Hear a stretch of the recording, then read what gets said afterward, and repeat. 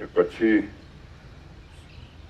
शुरुआत जल के सफाई को लेकर के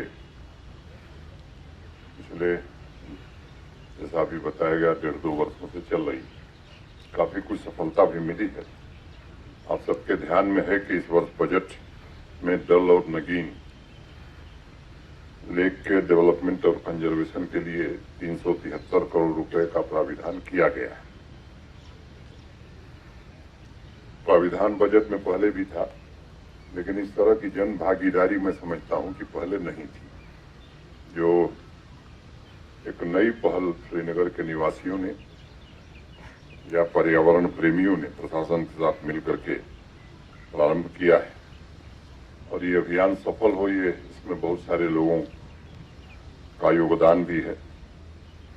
जब गत वर्ष डीवीडिंग का अभियान शुरू हुआ था तो मैं कह सकता हूं कि काफी हद तक वो सफल रहा है।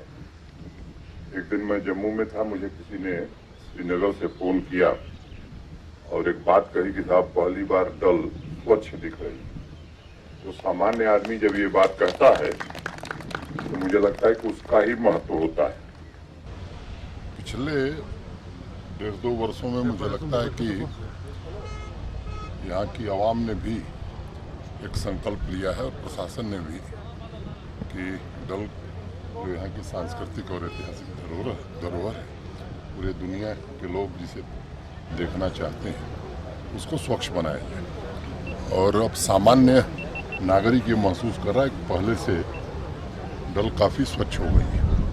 बजट में भी पर्याप्त प्रावधान किए गए हैं, 336 करोड़ रुपए और पहले भी पैसा आया, लेकिन मुझे लगता है कि इस तरह का सदुपयोग नहीं हुआ। अब स्पष्ट रूप से देखने से भी लगता है कि डल काफ़ी बेहतर हो गई और मैं उम्मीद करता हूँ कि जिस तरह से प्रयत्न प्रारंभ हुआ है, आने वाले दिनों में जैसे डल पहले थी अब 4 चिनार दिखाई पड़ रहा है, आने वाले दिनों में और बेहतर होगा। और डीबीटी मोड में जो प्रशासन ने सीधे सफाई करने वालों को पैसा ट्रांसफर किया, उससे उनके आर्थिक जीवन में भी बड़ा बदलाव आया, सामाजिक जीवन में भी बड़ा बदलाव। तो उस स्वेच्छा से स्वतः आकर के इस काम को कर रहे हैं और प्रशासन सहयोगी की भूमिका में आज खड़ा हो गया है और आवाम भी पूरी तरह से मैं कह सकता हूँ संकल्पबद्ध हो गई। आपको लगता है हिंदुस्तान के कई राज्यों में बहुत सारी ऐसी झीलें हैं जो मशहूर है, लेकिन डल एक ऐसी एसेट है हमारी जिसको इंट्रोडक्शन की ज़रूरत नहीं है, साफ हो रही है, डेवलप हो रही है, लेकिन